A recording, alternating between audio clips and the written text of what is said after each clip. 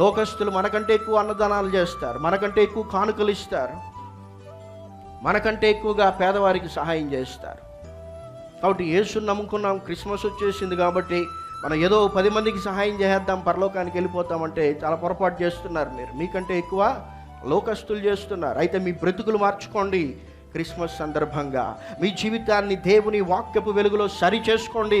ఇంకా ఎక్కడెక్కడ మీలో దుర్నీతి, పాపము, చెడుతనం ఉందో దాన్ని దేవుని యొక్క వాక్యపు వెలుగులో సరి చేసుకోండి. సంఘము తన్ను తాను సిద్ధపరచుకొని ఉన్నది కనుక ఇప్పుడు మనము ఉత్సహించి సంతోషించదమని దేవుని వాక్యం తెలియజేస్తుంది. పరలోకంలో ఎప్పుడు సంతోషం అంటే, ఎప్పుడు ఉత్సాహం అంటే, ఒక పాపి పాపాన్ని విడిచిపెట్టి యేసును వెంబడించినప్పుడు. రెండవదిగా సంఘము క్రీస్తు యొక్క వివాహమునకు సిద్ధపరచుకొనినప్పుడు.